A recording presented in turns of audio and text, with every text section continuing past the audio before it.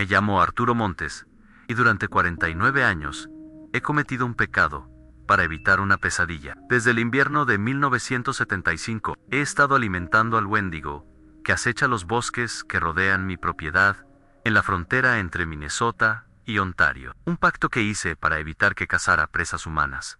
Pero esta no es una historia de éxito, es una confesión, porque ayer dejó de comer. Y ahora que tengo 82 años, y que el último refugio, este pedazo de tierra helada que heredé, está a punto de ser consumido. Debo contar la verdad. Tengo que explicar por qué una bestia ancestral, un espíritu del hambre eterna, ha cambiado sus reglas. Lo que van a escuchar no es un cuento de fantasmas. Es el testimonio final de un guardián fracasado. Y la promesa que les hago es que, al final, entenderán que el verdadero monstruo nunca fue el que vivía en mi bosque. Entenderán por qué ayer, después de casi medio siglo, el hambre de la criatura finalmente encontró algo más apetecible que la carne que yo le ofrecía. El silencio ha terminado. La gente del pueblo más cercano, a 2 horas en moto de nieve con buen tiempo, piensa que solo soy un viejo loco y ermitaño. Pero esa reputación no es un accidente, es un muro que construí, ladrillo a ladrillo, ano tras ano. Necesito que crean que estoy cuerdo para que mi historia tenga peso, así que permítanme anclarlos a mi mundo.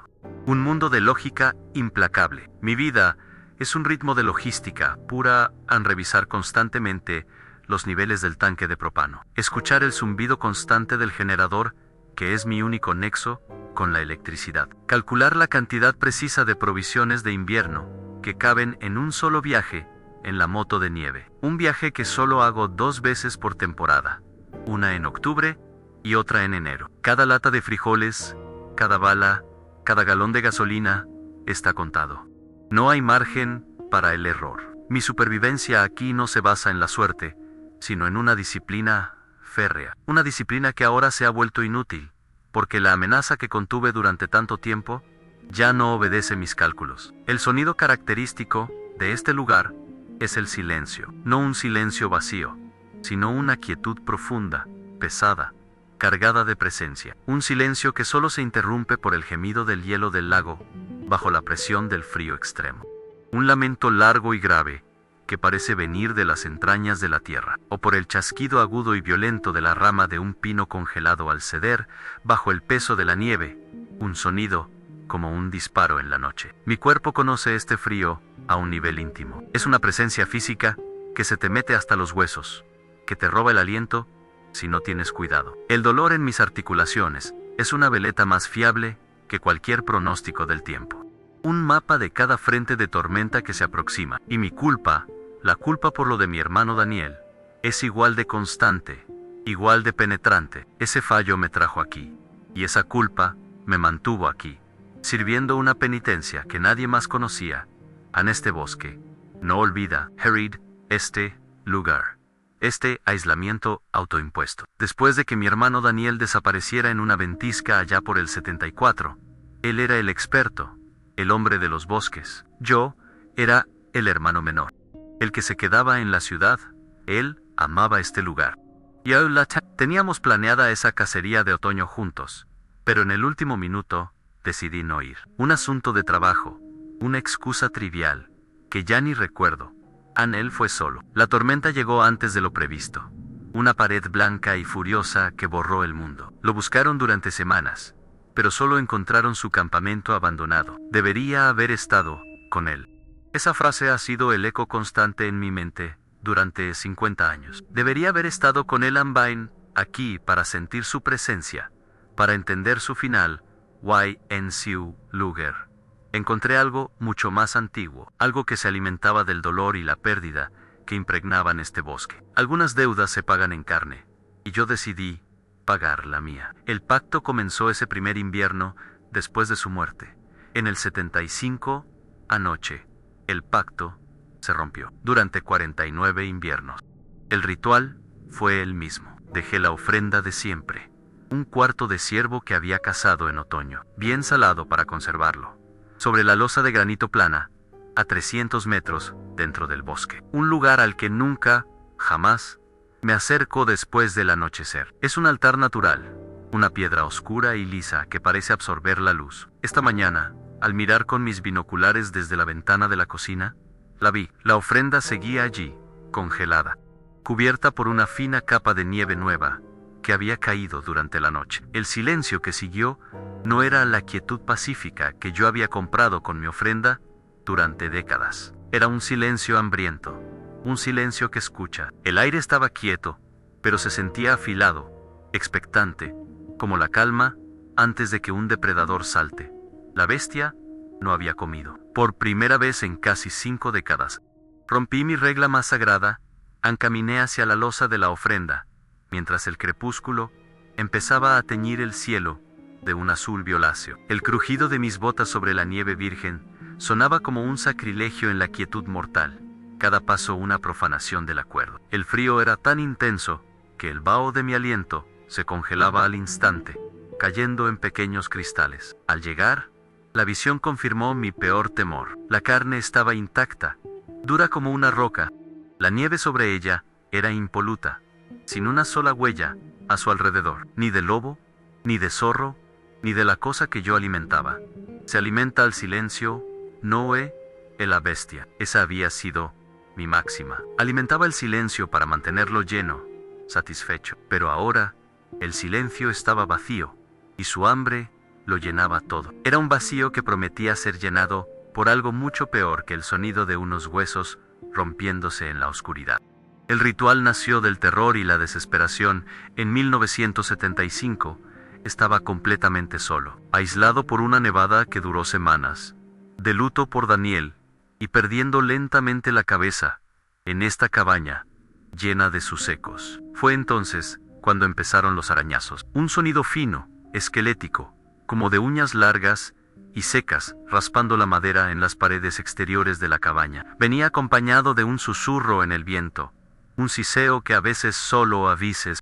Se parecía tanto a la voz de mi hermano llamándome que me destrozaba la cordura. Era una tortura auditiva, diseñada para romperme. Una noche, a través de la ventana cubierta de escarcha, vi una figura en el borde del bosque, imposiblemente alta, delgada como un árbol muerto en invierno, moviéndose con una gracia espantosa y antinatural entre los pinos. Se mecía, como si probara el viento, como si me oliera a través de las paredes.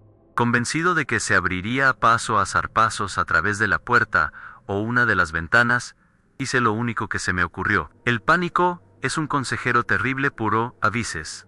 Te da una claridad brutal. Abrí el congelador, que funcionaba con el generador, y agarré el primer trozo de carne que encontré.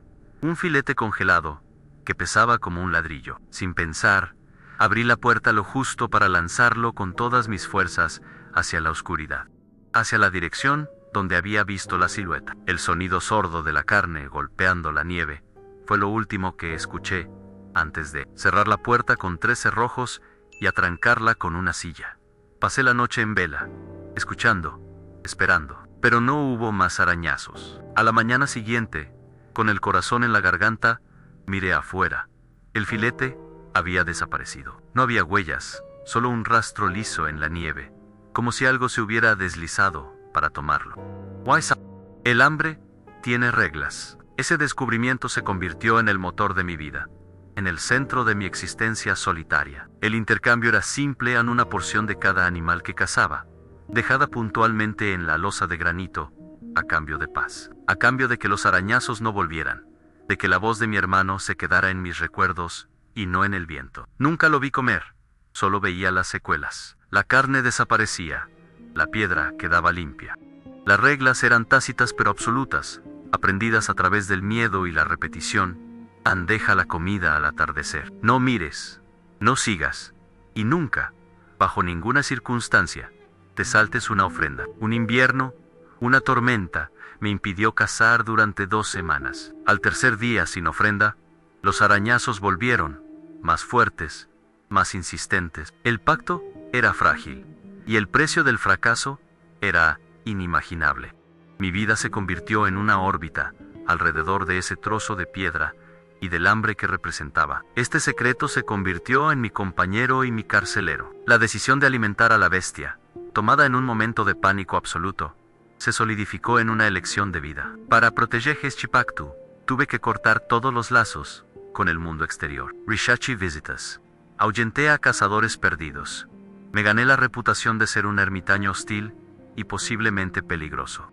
Cada vez que alguien se acercaba demasiado a mi tierra, el miedo no era por mí, sino por ellos. Yo era el guardián de una jaula invisible, y el precio de mantener al monstruo dentro era mi propia humanidad, mi conexión con todo lo que había dejado atrás. Algunas deudas se pagan en carne, pero la mía se pagó con 49 años de soledad absoluta, una penitencia que ahora veo que no ha servido para nada. El silencio que compré era prestado, y el dueño ha venido a reclamarlo. Y eso nos trae de vuelta a hoy, a este silencio expectante y a la carne congelada que yace sobre la piedra como una acusación. El ritual ha fallado, las reglas han cambiado. Durante casi medio siglo, creí que entendía la naturaleza de mi acuerdo, que estaba conteniendo una fuerza salvaje pero me equivocaba. No estaba conteniendo nada, solo estaba aplazándolo. Y ahora, algo ha cambiado en el mundo. Algo ha llegado a mi bosque. Y ha despertado un tipo de hambre diferente en la criatura. Un hambre que mi simple ofrenda de carne ya no puede satisfacer. La pesadilla que he mantenido a raya está a punto de desatarse, y yo soy el único que sabe lo que viene. Si mi historia te parece imposible, te pido que me des el beneficio de la duda. Quédate conmigo hasta el final, porque la verdad que voy a revelar es más importante que la vida de un viejo en el bosque. Si quieres entender por qué el mal ancestral a veces despierta, dale a like a este video, suscríbete al canal y compártelo. Tu testimonio es lo único que me queda. El ritual nació del terror y la desesperación en 1975. Estaba completamente solo, aislado por una nevada que duró semanas, de luto por Daniel y perdiendo lentamente la cabeza en esta cabaña llena de sus ecos. Fue entonces cuando empezaron los arañazos, un sonido fino, esquelético, como de uñas largas y secas, raspando la madera en las paredes exteriores de la cabaña. Venía acompañado de un susurro en el viento, un siseo que a veces solo vices, se parecía tanto a la voz de mi hermano llamándome que me destrozaba la cordura. Era una tortura auditiva, diseñada para romperme. Una noche, a través de la ventana cubierta de escarcha, vi una figura en el borde del bosque, imposiblemente alta, delgada como un árbol muerto en invierno, moviéndose con una gracia espantosa y antinatural entre los pinos. Se mecía, como si probara el viento, como si me oliera a través de las paredes, y yo sabía, con una certeza que me lava la sangre, que no tardaría en intentar entrar. El hambre tiene un sonido propio, y esa noche sonaba como la paciencia agotándose. Convencido de que se abriría paso a zarpazos a través de la puerta o una de las ventanas, hice lo único que se me ocurrió. El pánico es un consejero terrible, perro Evises. Te da una claridad brutal. Abrí el congelador, que funcionaba con el generador, y agarré el primer trozo de carne que encontré, un filete de venado congelado, que pesaba como un ladrillo. Sin pensar, abrí la puerta lo justo para lanzarlo con todas mis fuerzas, hacia la oscuridad, hacia la dirección donde había visto la silueta. El sonido sordo de la carne golpeando la nieve profunda fue lo último que escuché antes de cerrar la puerta con 3 cerrojos y atrancarla con el cuerpo de una silla. Pasé la noche en vela, con un hacha en las manos, escuchando, esperando los arañazos, el crujido de la madera cediendo. Pero no hubo más tan solo el aullido del viento, que ahora sonaba como un viento normal, despojado de esa voz maliciosa. A la mañana siguiente, con el corazón en la garganta, miré afuera. El filete había desaparecido. No había huellas, solo un rastro liso en la nieve, como si algo muy pesado se hubiera deslizado para tomarlo, y se hubiera retirado y silencio. Un silencio nuevo, un silencio satisfecho. El hambre tiene reglas. Esa fue la primera que aprendí. Ese descubrimiento se convirtió en el motor de mi vida, en el centro de mi existencia solitaria. El intercambio era simple, casi primitivo, una porción de cada animal que cazaba, dejada puntualmente sobre esa losa de granito que descubrí en una de mis exploraciones, a cambio de paz, a cambio de que los arañazos no volvieran, de que la voz de mi hermano se quedara en mis recuerdos, y no en el viento helado. Nunca lo vi comer, por supuesto. Intentarlo habría sido romper la regla más fundamental, Solo veía las secuelas. La carne desaparecía sin dejar rastro. La piedra quedaba limpia, a veces incluso más limpia que antes, como si hubiera sido lamida por una lengua de lija. Las reglas eran tácitas pero absolutas, aprendidas a través del miedo y la repetición. Deja la comida al atardecer, nunca después de que el sol se ponga por completo. No mires, no esperes, no escuches, y nunca, bajo ninguna circunstancia, te saltes una ofrenda. Ese pacto silencioso era frágil, y yo sentía el peso de esa fragilidad en cada copo de nieve que caía, en cada sombra que se alargaba. Una tormenta de hielo me impidió cazar durante casi 2 semanas. Mis reservas de carne salada se agotaron. Al tercer día sin ofrenda, los arañazos volvieron. Al principio, débiles, casi tímidos, como un recordatorio. Para la cuarta noche, eran frenéticos, exigentes, el sonido de garras desesperadas rasgando la piel de mi hogar. El susurro en el viento regresó, esta vez cargado de una urgencia que me perforaba los oídos. La voz de Daniel, sonando más clara, más suplicante. Tengo hambre, Arturo. Tengo tanto frío. Me acurruqué junto a la estufa, temblando, no de frío, sino de un terror puro. Sabía que no estaba alucinando. Sabía que era una advertencia. El pacto no era una sugerencia, era una ley. Una ley que, si se rompía, tendría consecuencias que no quería ni empezar a imaginar. Mi vida se había convertido en una órbita perpetua alrededor de ese trozo de piedra y del hambre insaciable que representaba. El bosque no olvida una deuda. Este secreto se convirtió en mi compañero y mi carcelero. La decisión de alimentar a la bestia, tomada en un momento de pánico absoluto, se solidificó en una elección de vida consciente. Para proteger este pacto, tuve que cortar todos los lazos con el mundo exterior. Rechacé visitas de los pocos parientes que me quedaban. Ahuyenté a cazadores perdidos con disparos al aire. Me gané metódicamente la reputación de ser un ermitaño hostil y posiblemente peligroso. Cada vez que una moto de nieve se acercaba demasiado al límite de mi propiedad, el miedo que sentía no era por mí, sino por ellos. Yo era el guardián de una jaula invisible, una jaula hecha de ritual y miedo. Y el precio de mantener al monstruo dentro era mi propia humanidad, mi conexión con todo lo que había dejado atrás en el mundo de los hombres. Algunas deudas se pagan en carne, pero la mía, me di cuenta, se pagaba con 49 años de soledad absoluta, una penitencia que ahora veo que no ha servido para nada. El silencio que compré era prestado, y el dueño ha venido a reclamarlo con intereses. La primera prueba de que estaba tratando con algo más que una bestia hambrienta llegó 1 año después de iniciar el pacto. Había encontrado una trampa para osos de un cazador furtivo, un artilugio cruel de acero oxidado, cerca del límite de mi propiedad. La desarmé y la volví a colocar,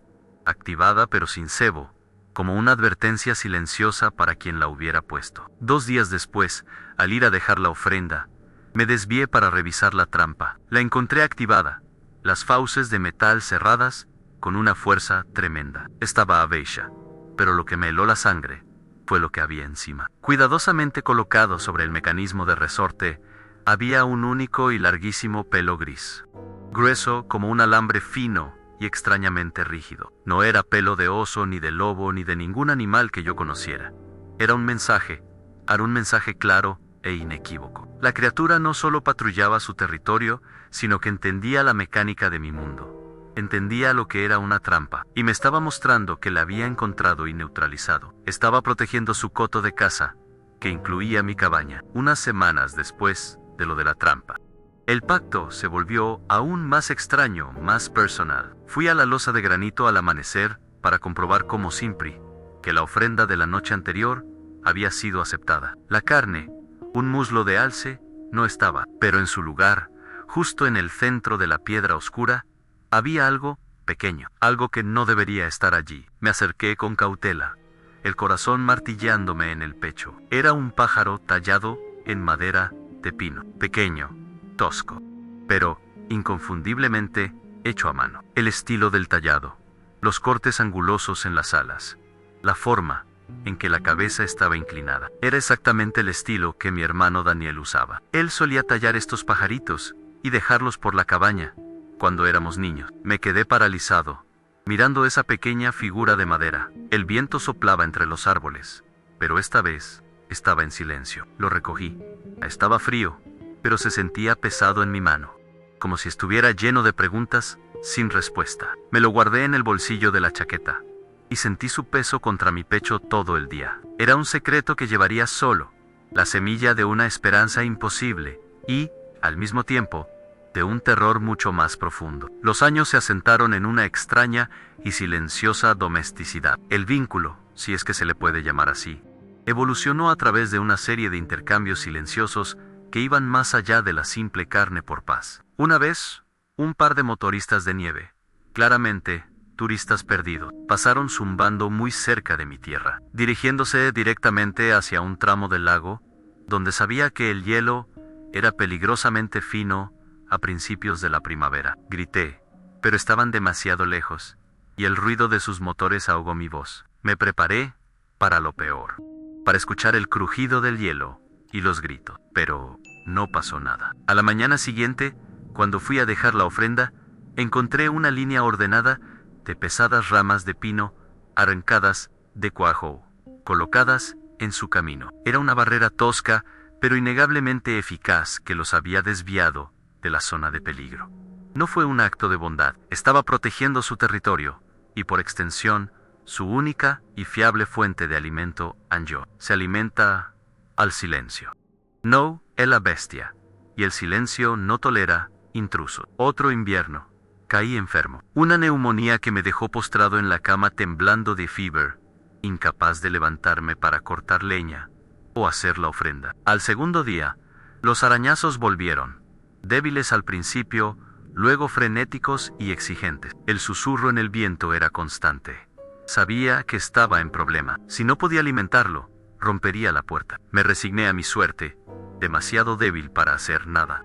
Pero en la tercera mañana, me desperté con un sonido diferente, un golpe sordo en el porche. Me arrastré hasta la ventana, esperando ver la figura esquelética. En su lugar, encontré un conejo muerto, recién cazado, y una pila de leña seca apilada junto a la puerta. El mensaje era tan claro como el pelo sobre la trampa.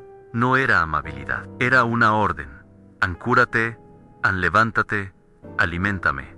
Esa fue la lección más escalofriante de todas. No solo me necesitaba, sino que tomaría medidas para asegurar que yo pudiera seguir cumpliendo mi parte del pacto. Nuestra supervivencia estaba entrelazada de una forma grotesca, pero el mundo exterior siempre encuentra una manera de invadir, de romper cualquier santuario. La primera amenaza real no fue la criatura, sino una familia de turistas que intentaron acampar en el linde de mis tierras. Los había atraído una de esas publicaciones de internet sobre naturaleza virgen e inexplorada.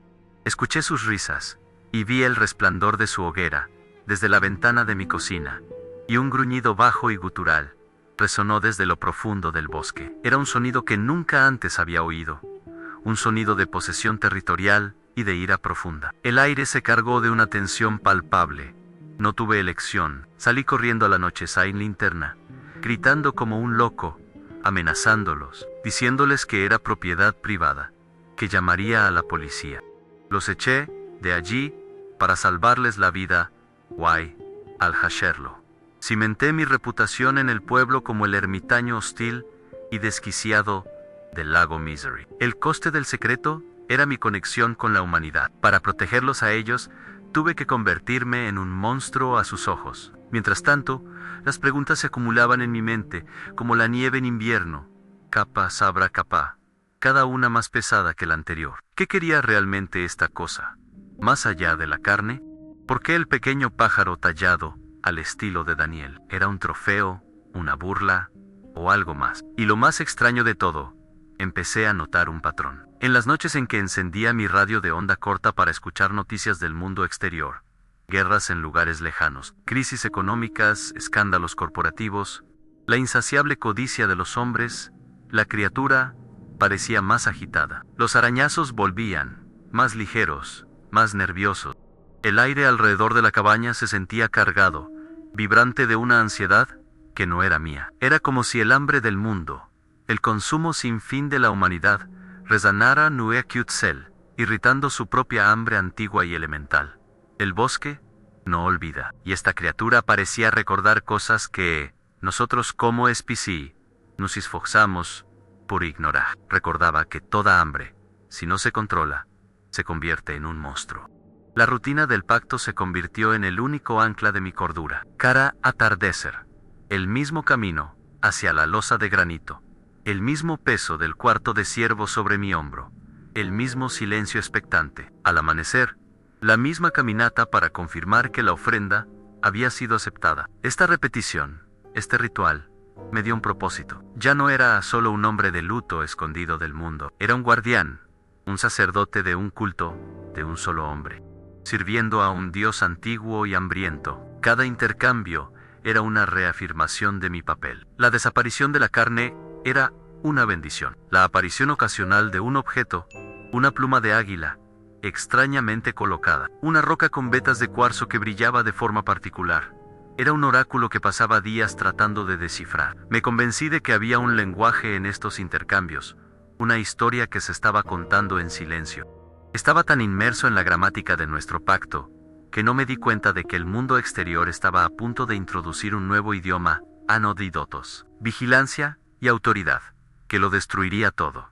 Y así, los años pasaron. 49 años de inviernos, de ofrendas, de soledad y de un secreto que me carcomía por dentro. El miedo inicial se transformó en una especie de respeto cauteloso, y luego, en una extraña y retorcida simbiosis. Yo le daba sustento, y él me daba una razón para vivir, un propósito para mi exilio. Mantenía a raya la locura que de otro modo me habría consumido en este silencio interminable. El dolor por la pérdida de Daniel nunca desapareció, pero se transformó. Se convirtió en el combustible para mi vigilia. Cada ofrenda era una oración por su alma, una penitencia por mi fracaso. Algunas deudas se pagan en carne. Creía que entendía la naturaleza de mi deuda, que estaba pagando el precio correcto. Estaba equivocado. Estaba tratando los síntomas, ignorando la enfermedad. Y la enfermedad estaba a punto de mostrar una nueva y terrible mutación. La paz que había comprado era una ilusión. Era el equivalente a darle un caramelo a un niño para que deje de llorar, sin preguntar nunca por qué lloraba en primer lugar. Alimenté su hambre física, pero ignoré la fuente de su hambre existencial. El Wendigo, el espíritu del hambre eterna, no nació del simple apetito.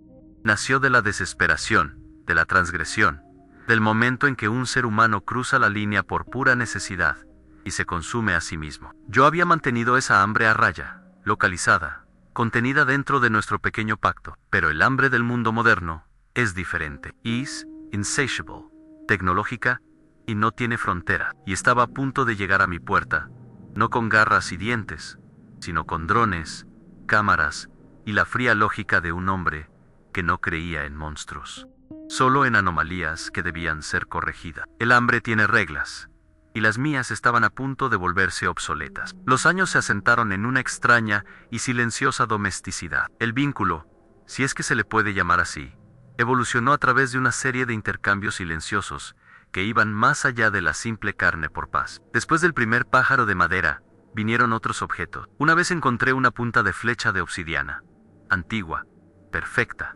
dejada en el centro de la losa. Otra vez, un fósil de amonita, algo que no tiene cabida en la geología de esta región, como si hubiera sido traído de un lugar lejano en el tiempo o el espacio. Yo, a mi vez, empecé a dejarle cosas, pequeños trozos de metal pulido, una concha que había guardado de un viaje a la costa en mi juventud. Era un lenguaje mudo, una conversación entre dos soledades que se extendía a lo largo de las décadas. Estábamos construyendo una historia juntos, una que nadie más en el mundo podría leer, y esa exclusividad me daba un perverso sentido de pertenencia. Recuerda lo que nosotros olvidamos, y él parecía recordarlo todo. El invierno que cumplí 65 años, caí enfermo. Una neumonía que me golpeó con la fuerza de un martillo, dejándome postrado en la cama, temblando de fiebre, incapaz de levantarme para cortar leña, o, lo que era peor, hacer la ofrenda.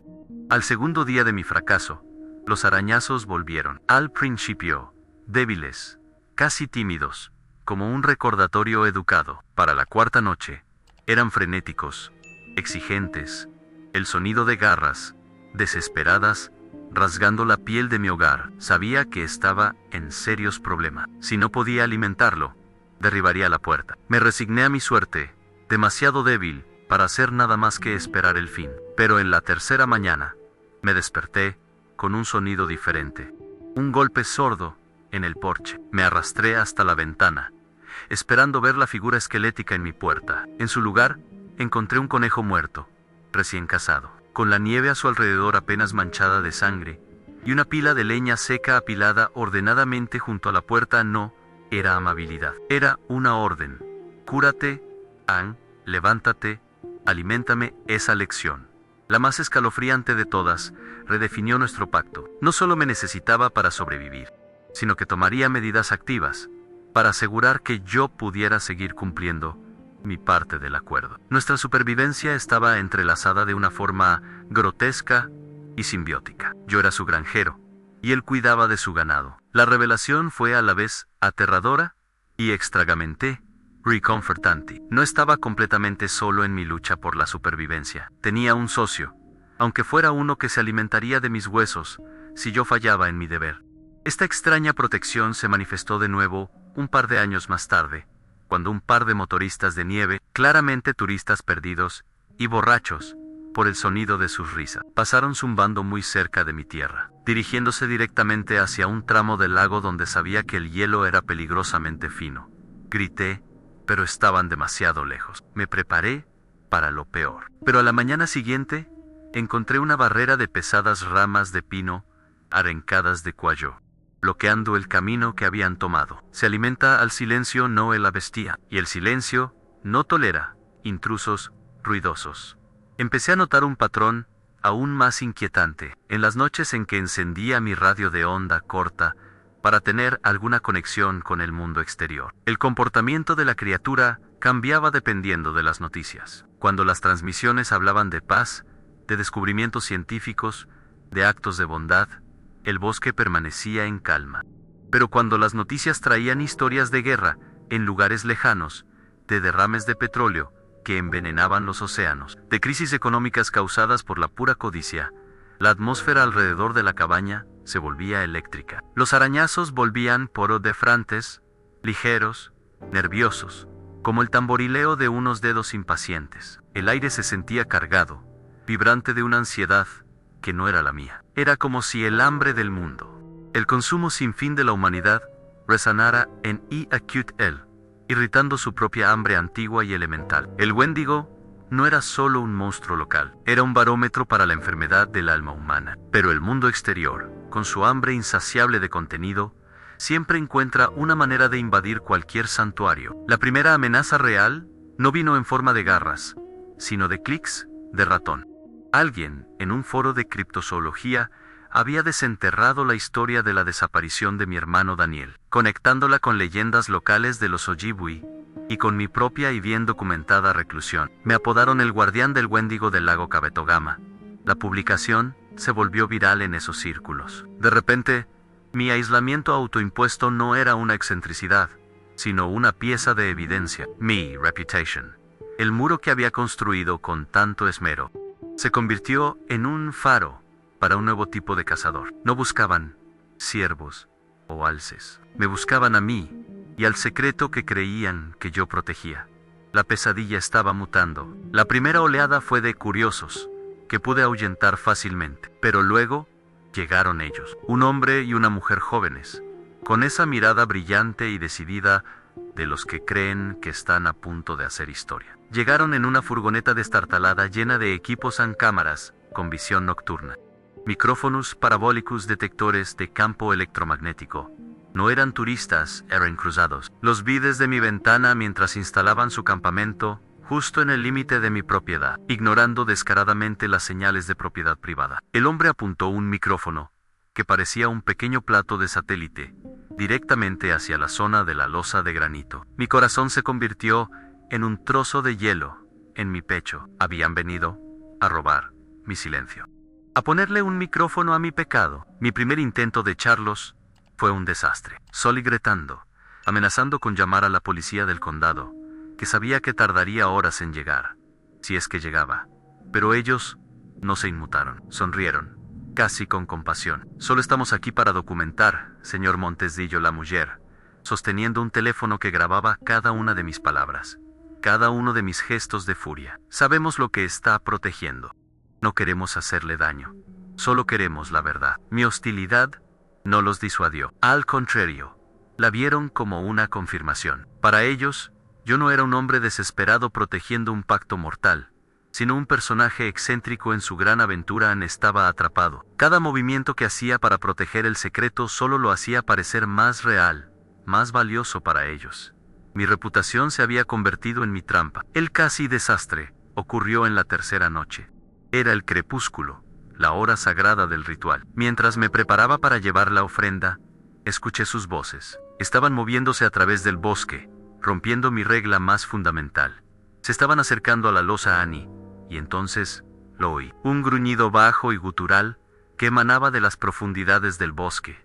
Un sonido que no había escuchado en años. No era un sonido de hambre, sino de ira territorial. Un sonido que prometía violencia. Era el sonido de la paciencia agotándose. Supe en ese instante que si llegaban a esa piedra, no saldrían vivos del bosque, y su sangre estaría en mis manos. Una mancha sobre la mancha de la desaparición de Daniel. El hambre tiene reglas, y ellos estaban a punto de aprenderlas de la peor manera posible. No tuve elección. Tenía que intervenir. El pacto dependía de ello. Las vidas de esos dos tontos dependían de ello. Agarré mi vieja escopeta del calibre 12. El arma que usaba para cazar los ciervos para las ofrendas. No la cargué para herir, sino para aterrorizar. Corrí hacia el bosque, el corazón martillando contra mis costillas, el aire helado quemando mis pulmones. El sonido de sus voces era más claro ahora, excitado. Mira, aquí hay un claro, y una piedra plana en el centro. Estaban a metros de distancia, y el gruñido del bosque se había convertido en un silencio ominoso. El silencio que precede al ataque de un depredador. Sabía que estaba a punto de hacer algo que me marcaría para siempre, pero la alternativa era impensable. Irrumpí en el claro, como una aparición del infierno, un viejo salvaje, con el pelo desgreñado y la ropa sucia, gritando una sarta de maldiciones y amenazas sin sentido. Disparé 2 veces al aire. El estruendo de la escopeta fue un sacrilegio en la quietud del bosque, un sonido que desgarró el tejido de mi pacto.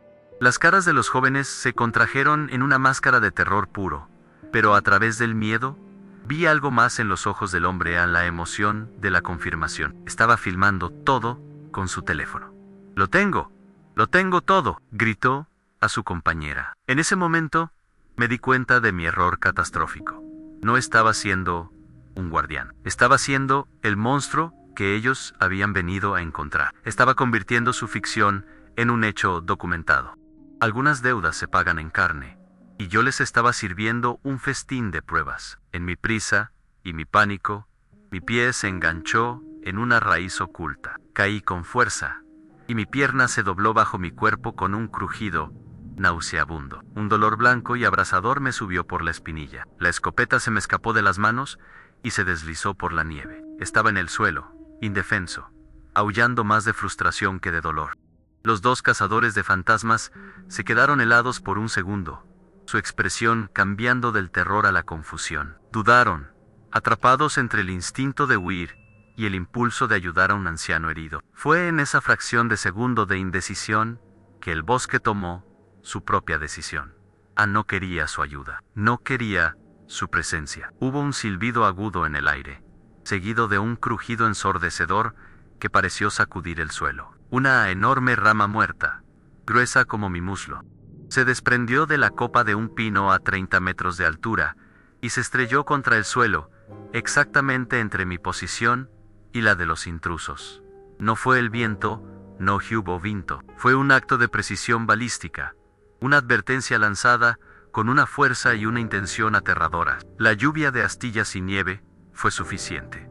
No necesitaron una segunda advertencia. Sus gritos se convirtieron en un eco lejano, mientras corrían despavoridos a través del bosque, olvidando su equipo, su misión, todo, excepto el terror primordial que acababan de experimentar. El bosque no olvida, y acababa de recordarles por qué era un lugar temido. Estaba solo, de nuevo. El silencio regresó, más pesado que antes, cargado con el olor a pólvora y a la savia de pino recién expuesta. La ofrenda, un trozo de venado envuelto en tela, seguía en la bolsa a mi lado. El ritual había sido profanado, el pacto casi roto, el secreto casi revelado al mundo. El precio real de esa noche fue doble. Primero, el dolor agudo en mi tobillo, que supe inmediatamente que estaba roto. La supervivencia en invierno acababa de volverse exponencialmente más difícil, pero el segundo costo era mucho peor. El hombre se había ido con su teléfono, con la grabación, con la prueba, no de un Wendigo, sino de un viejo loco y violento que protegía algo en el bosque. No habían encontrado al monstruo, pero habían creado un tráiler perfecto para atraer a una audiencia mucho mayor. Con un esfuerzo hercúleo, me arrastré de vuelta a la cabaña, usando la escopeta descargada como una muleta improvisada. Cada movimiento era una agonía, pero el dolor en mi tobillo no era nada comparado con el miedo helado que se había instalado en mi corazón. El metraje que se llevaron, la historia que contarían, sería mucho más peligrosa que la verdad. Una historia sobre un espíritu del bosque es una leyenda. Una historia sobre un ermitaño armado y mentalmente inestable es una noticia. Una que atrae a la policía, a los servicios sociales, a la autoridad. Había pasado mi vida tratando de contener un hambre antigua y elemental, pero en mi torpeza acababa de desatar el hambre, mucho más peligrosa y viral, de la curiosidad humana. Mi secreto ya no estaba a salvo. La jaula, invisible, se había roto, no desde dentro, sino desde fuera. El verdadero cambio, el momento en que este pacto de carne por silencio se convirtió en algo más profundo y aterrador, ocurrió en la 10ª conmemoración de la desaparición de Daniel. Estaba en el punto más bajo de mi vida, consumido por un dolor que los años no habían mitigado, sino destilado en un veneno puro. Cojeando, con mi improvisada férula de ramas y tiras de lona, logré llegar hasta la losa de granito. Era un acto de pura estupidez y desesperación. Dejé la ofrenda, un trozo de carne que me había costado un sufrimiento indecible conseguir. Y entonces, por primera vez, rompí mi propia regla de silencio. Le hablé al bosque, al aire helado, a la presencia invisible que sentía observándome. La confis mi culpa, mi soledad insoportable, mi pena interminable por mi hermano, el hombre que debería haber muerto en mi lugar. Lloré. Mis lágrimas se congelaron en mi barba, y el sonido de mis sollozos fue devorado por la inmensa quietud del bosque invernal. Fue una confesión a un Dios que no sabía si escuchaba o solo esperaba a que yo muriera para devorarme. A la mañana siguiente, me arrastré hasta la ventana, esperando no ver nada, o peor, ver la carne todavía allí, pero la carne había desaparecido. Eso, en sí mismo, era un alivio, una pequeña victoria en mi guerra personal. Pero había algo más, algo que brillaba débilmente contra la superficie oscura y helada de la piedra. Ni siquiera mis binoculares podían definir qué era, solo un punto de luz reflejada en el sol bajo del amanecer. Me tomó casi una hora llegar hasta la losa, arrastrándome por la nieve, cada metro una agonía que ponía a prueba los límites de mi resistencia. Cuando finalmente llegué, el aliento se me heló en los pulmones, y no fue por el frío. Allí, en el centro exacto de la piedra, limpia y brillante como si acabara de ser pulida, estaba la brújula de plata de mi hermano Daniel, la que siempre llevaba en el bolsillo de su chaqueta, la que llevaba puesta el día que desapareció en la tormenta y que nunca fue encontrada por los equipos de búsqueda. El hambre tiene reglas, pero el dólar, al parecer, tiene un lenguaje propio. No era un regalo, no era una señal de que Daniel estuviera vivo de alguna manera retorcida. Entendí eso de inmediato, con una claridad que me partió el alma en dos. Era una declaración, un fragmento de un testimonio. La criatura no me estaba devolviendo a mi hermano, me estaba mostrando un pedazo de su propio origen, un pedazo de la tragedia que había absorbido de esta tierra, de este mismo bosque. Era un recipiente para el recuerdo de aquella tormenta voraz, del hambre desesperada de un hombre que se congela hasta morir, de la última imagen en su mente, mientras la vida se le escapaba en la aguja de una brújula girando inútilmente. Su propia hambre era un eco del hambre de Daniel, magnificada, destilada y perpetuada a lo largo de las décadas. El Wendigo no era solo un monstruo que habitaba el bosque, era el fantasma del hambre misma, nacido del último y desesperado deseo de un hombre por sobrevivir. Y yo, sin saberlo, Lo había estado alimentando con la carne de la misma tierra que se lo tragó. Esta revelación me cambió fundamentalmente. Ya no era solo su guardián, el carcelero de un monstruo. Me había convertido en su historiador. El único ser vivo que conocía el fragmento de la historia que intentaba contar a través de estos gestos terribles y silenciosos. El pájaro tallado, el pelo en la trampa, la leña en mi porche, la brújula de plata. No eran actos aleatorios de una bestia, sino los párrafos de un texto críptico que solo yo podía empezar a leer.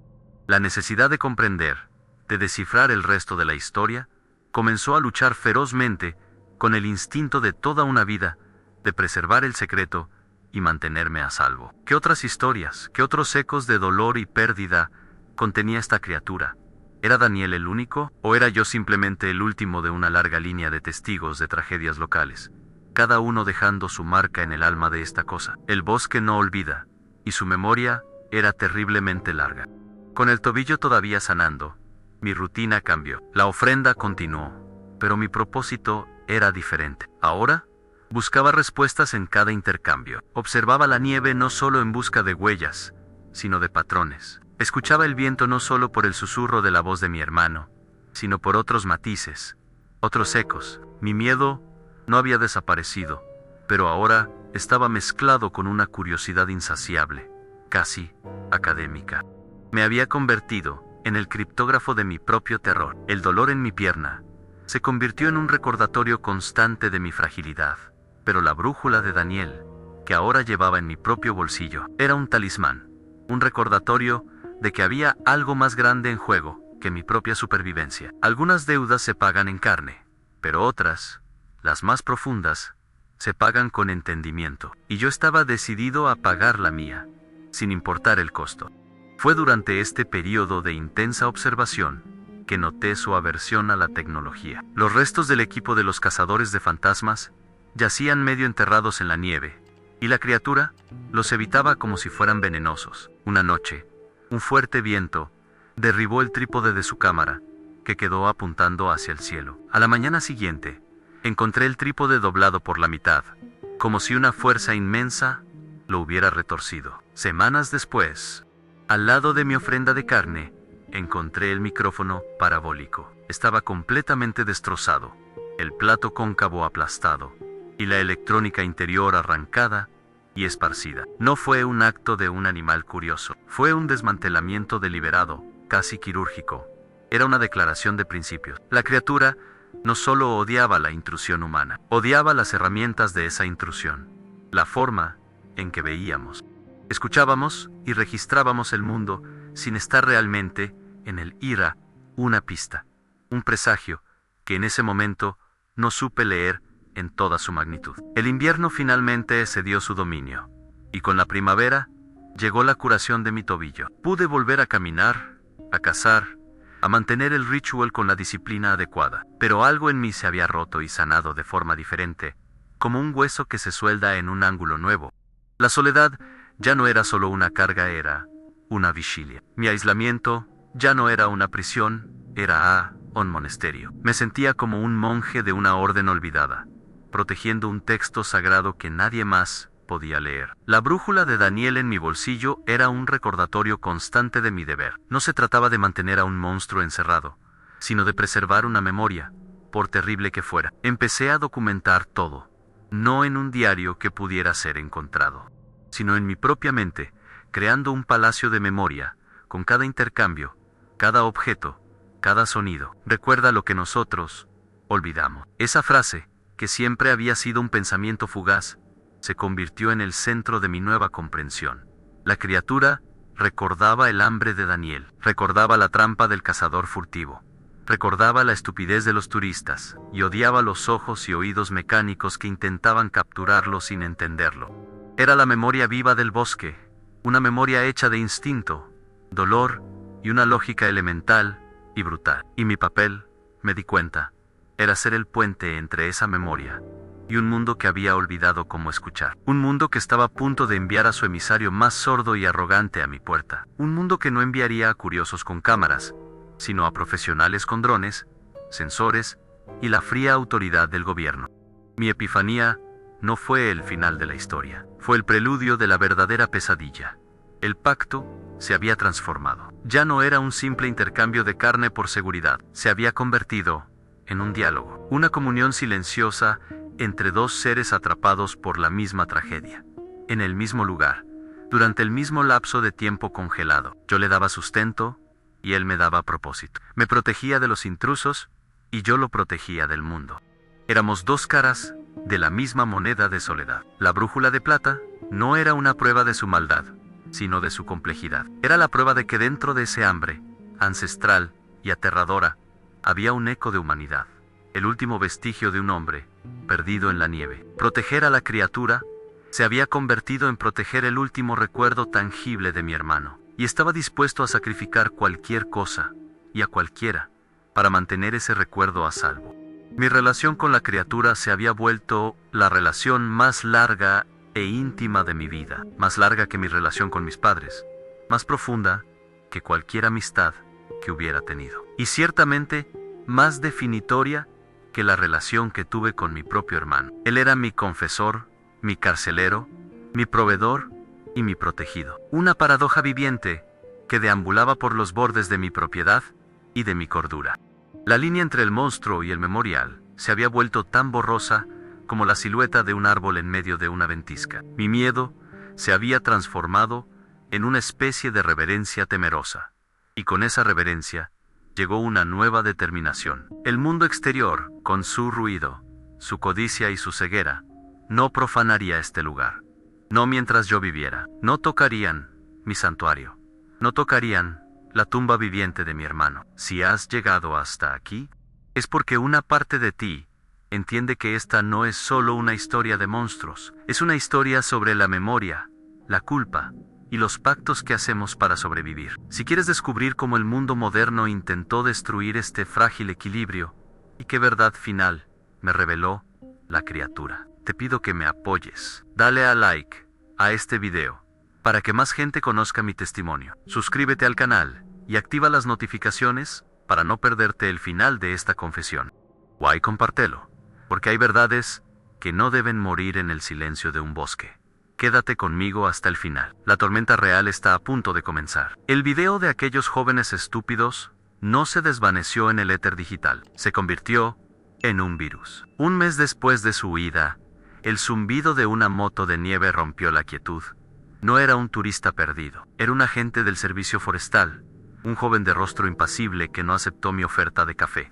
Me entregó un sobre oficial. Dentro, una carta impresa en papel grueso, llena de jerga burocrática. Revisión de bienestar y evaluación del impacto en la fauna, decía. Mencheneva, una actividad anómala reportada y preocupaciones sobre la seguridad. La firma al final era de un tal Peterson Supervisor Regional. No era una pregunta. Era el primer paso de una invasión, educada pero inexorable. El muro que había construido durante 50 años para mantener al mundo fuera acababa de ser violado no con un grito, sino con el crujido de un papel oficial. La autoridad no llega con cuernos y antorchas. Llega con un portapapeles y una sonrisa que no alcanza sus ojos. Sentí un frío que no venía del invierno. Una semana después de la carta, llegó el primer zumbido. Al principio era casi imperceptible. Un quejido agudo en el límite de la audición, como un mosquito metálico. Lo busqué durante horas, culpando al generador, a mis propios oídos envejecidos. Entences low, vi, un punto negro, un insecto geométrico suspendido en lo alto, contra el cielo gris y plomizo del invierno Anun-Ran. Se movía con una precisión antinatural, barriendo mi propiedad en un patrón de cuadrícula metódico. No era la mirada curiosa de un animal, era el ojo sin párpados de la vigilancia, frío, analítico e incansable. Me sentí desnudo, expuesto en cada rincón de mi exilio. Cada rutina secreta, cada camino hacia la losa de granito, estaba siendo mapeado, registrado, convertido en datos. Mi santuario, el escenario de mi pacto sagrado, se había convertido en una zona de interés para un analista sentado en una oficina con calefacción a kilómetros de distancia. El silencio que tanto me había costado comprar estaba ahora permanentemente contaminado por su zumbido. Si el dron era la vigilancia desde el cielo, las cámaras fueron la invasión terrestre. Encontré la primera por accidente. Estaba revisando una de mis trampas para conejos cuando algo me llamó la atención. Un patrón de camuflaje digital que no encajaba con la corteza de un abeto. Estaba montada en lo alto de un árbol, asegurada con una correa de nylon negro, su lente oscuro apuntando directamente al sendero que usaba para ir a la loza.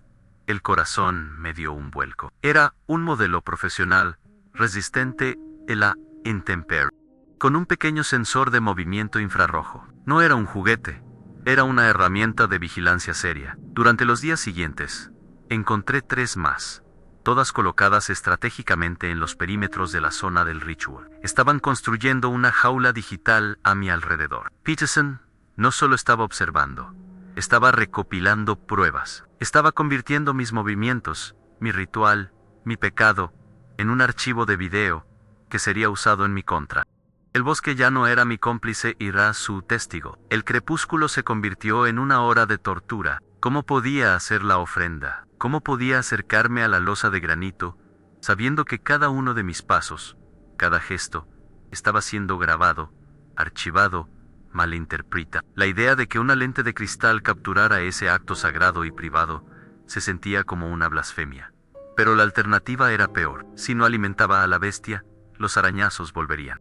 La voz de Daniel susurraría en el viento con más fuerza, y su hambre, desatada, buscaría otra presa. Estaba atrapado en un tornillo de banco moral. Alimentar a la criatura era proporcionar a Peterson la soga con la que me ahorcaría. No alimentarla era desatar un infierno en mi bosque. Durante 2 noches, no hice nada. Me quedé en la cabaña, paralizado por la indecisión. En la segunda noche, escuché el primer arañazo en la pared, débil y interrogante. El hambre tiene reglas, y la paciencia no es una de ellas. Tenía que tomar una decisión, y cada opción era una forma de traición. La criatura sintió la profanación antes que yo. La tensión en el bosque se volvió palpable, como el aire antes de una tormenta eléctrica. El silencio ya no era pesado. En la tercera mañana, después de encontrar las cámaras, salí a buscar leña y encontré la primera evidencia de su ira. La cámara que vigilaba el sendero principal había desaparecido de su árbol. La encontré en el suelo, a unos 20 metros de distancia. No estaba rota ni destrozada como lo haría un oso. Estaba desmantelada. La carcasa de plástico abierta, con una precisión increíble. La lente cuidadosamente extraída. La placa de circuito arrancada y doblada por la mitad. Las baterías estaban colocadas en una pequeña fila ordenada sobre la nieve. Era un mensaje. Una escalofriante repetición de su respuesta a la trampa del cazador furtivo.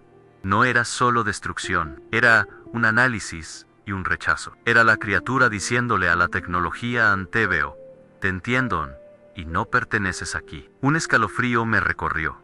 Sabía que esto no disuadiría a Peterson, al contrario, lo envalentonaría.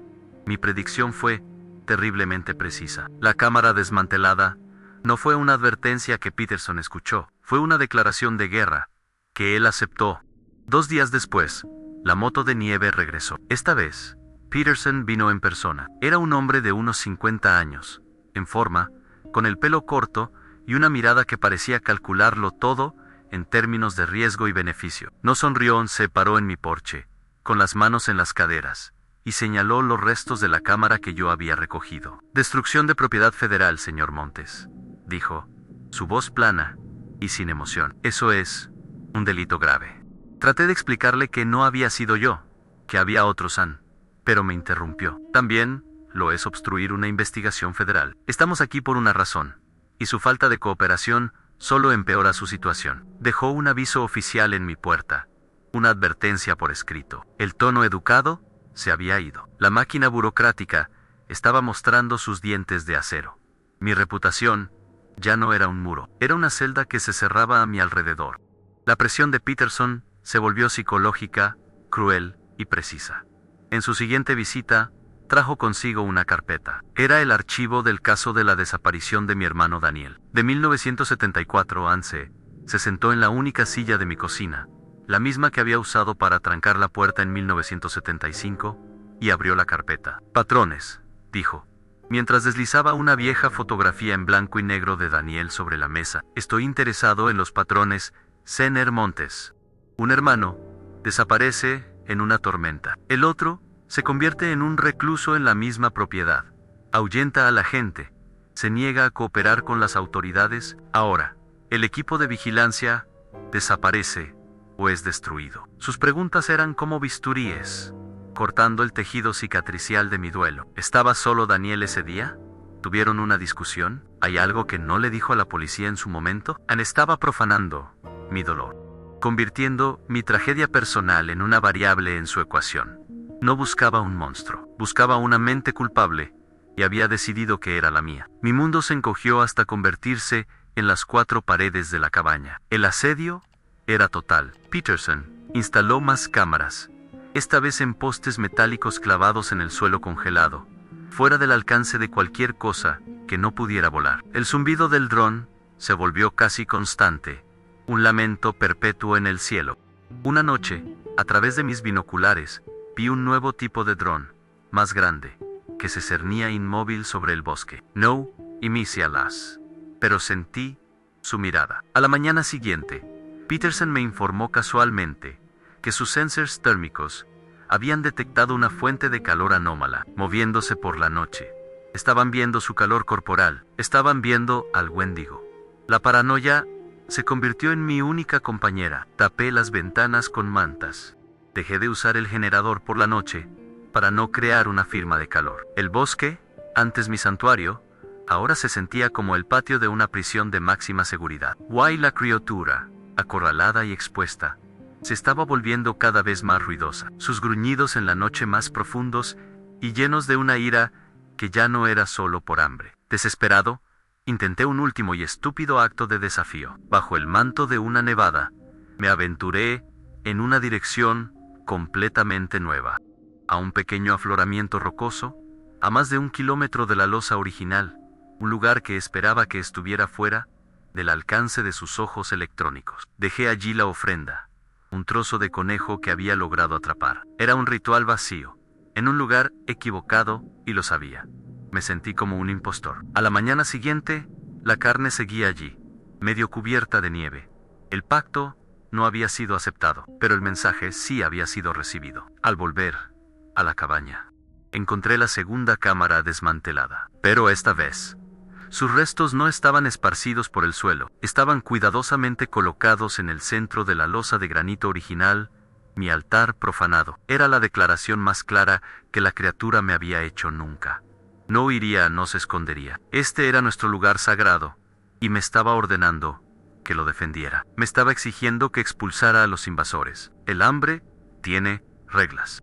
Why la primera is, defiende tu fuente de alimento. El fin del juego llegó en la forma de un papel blanco, clavado en mi puerta, con una sola grapa. Lo vi al amanecer, ondeando con la brisa helada. No era de Peterson. Era un documento oficial del condado, lleno de sellos y firmas. Una orden de evaluación de salud mental obligatoria y evacuación temporal. Citaba el informe del servicio forestal, mi comportamiento errático y hostil, la destrucción de propiedad federal y para mi horror, enlaces al video viral de los cazadores de fantasmas como evidencia de un estado mental inestable y un peligro para mí mismo y para otros. Tenía 72 horas para presentarme voluntariamente en la oficina del sheriff en el pueblo, o enviarían un equipo para asistirme.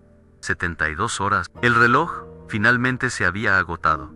Peterson había ganado. Había convertido mi vida, mi secreto y mi dolor en un problema administrativo que ahora sería resuelto con la fuerza de la ley. Estaba atrapado entre 2 hambres imposibles, la antigua y elemental del bosque, y la moderna e implacable de la burocracia. Y una tormenta se estaba formando en el horizonte, una verdad. La orden de evacuación no fue una advertencia, fue una cuenta atrás. El fin llegó con la ventisca, igual que le ocurrió a Daniel. Ayer dejó de comer. Dejó de comer porque había encontrado una fuente de hambre nueva y más potente dentro de su territorio en Peterson y su intrusión tecnológica. Su hambre ancestral y elemental estaba siendo desafiada por el consumo insaciable y basado en datos del mundo moderno, y se estaba alzando para enfrentar el desafío. Mientras la tormenta arreciaba, La criatura dejó claras sus intenciones. En el alféizar de mi ventana, donde la escarcha era más espesa, arañó un dibujo tosco, pero inconfundible. Una antena parabólica, con ondas emanando de ella. Y sobre la losa de la ofrenda, donde debería estar la carne de ciervo, encontré el rastreador GPS de Peterson, el que había estado sujeto al collar de un lobo. Estaba hecho añicos, pero las piezas estaban dispuestas en una espiral perfecta. Esta era la revelación, la horrible verdad. El Wendigo no era solo un monstruo, era un anticuerpo. Era la respuesta inmune de la tierra a la infección de la codicia humana. Mis ofrendas habían sido una forma de remisión. La llegada de Peterson era una nueva enfermedad y había provocado una recaída. Ellos llegaron a mi puerta cuando la tormenta alcanzó su punto álgido. Dos figuras oscuras contra el blanco cegador de la ventisca. Era Peterson y otro agente más joven, con el rostro tenso. «Señor Montes», gritó Peterson por encima del viento. «Estamos aquí para evacuarle». No era una oferta, era una orden. Entraron, trayendo con ellos el olor a ropa mojada y a la fría arrogancia de la autoridad. En el momento en que la puerta se cerró, el zumbido del generador falló y la cabaña se sumió en una oscuridad casi total, rota solo por los haces de sus linternas. Y entonces comenzó el verdadero terror. No fue un ataque físico. Fue algo peor, jugó con ellos. Jugó con nosotros. El viento, afuera, aullaba. Pero entre las ráfagas, una voz susurró desde todas las direcciones, a la vez entre la voz de Daniel. Pero no me hablaba a mí. Le hablaba a Peterson. «Te vimos en Kandar, Supervisor.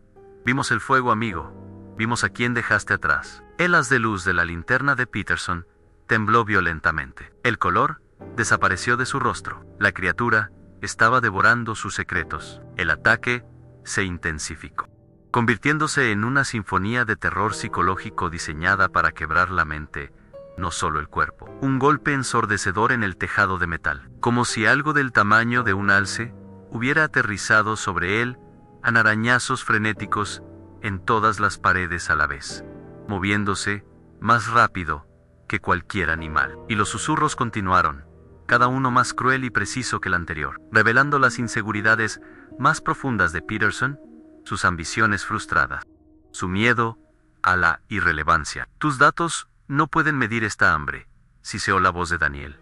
«Tus cámaras no pueden ver el alma de este lugar». El agente más joven empezó a rezar en voz baja, con los ojos cerrados. Peterson, el hombre de lógica y datos, estaba desmoronándose, gritando al viento, disparando su pistola de servicio a sombras que no estaban allí. Se alimenta al silencio, no la bestia.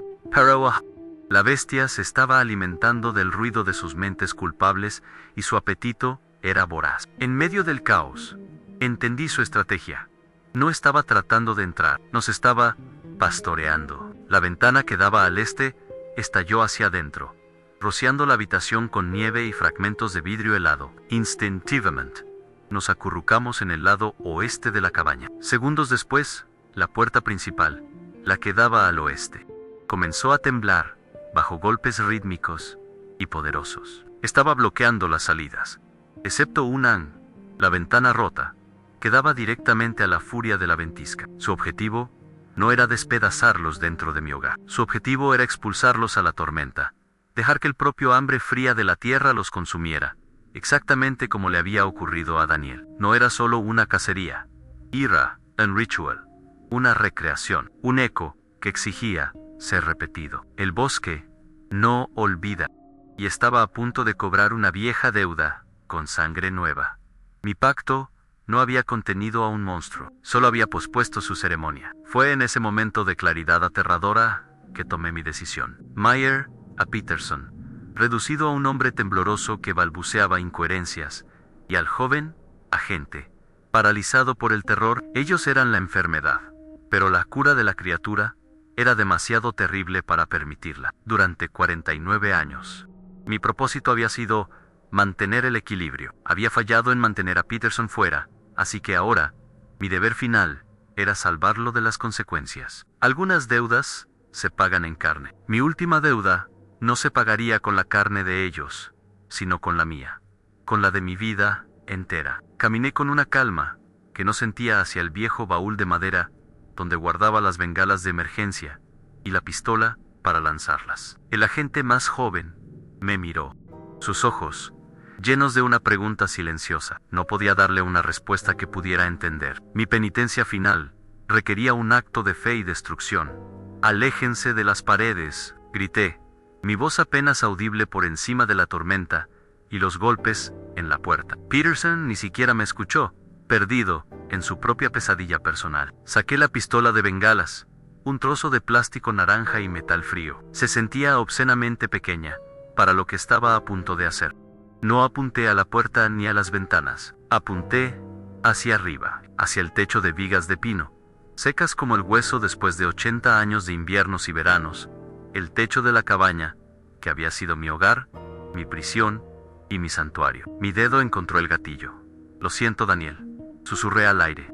«Why despair?» El silbido agudo de la bengala fue seguido por un thump sordo al incrustarse en la madera, y luego, un rugido instantáneo, mientras el fuego devoraba la resina seca. La luz roja y brillante iluminó la cabaña con un resplandor infernal, ahogando los haces de las linternas y haciendo retroceder las sombras. El fuego se extendió con una velocidad aterradora. En segundos, mi mundo entero se convirtió en una pira funeraria. El calor intenso y la luz cegadora hicieron lo que mis ofrendas ya no podían. Los golpes en la puerta cesaron. Los arañazos se detuvieron.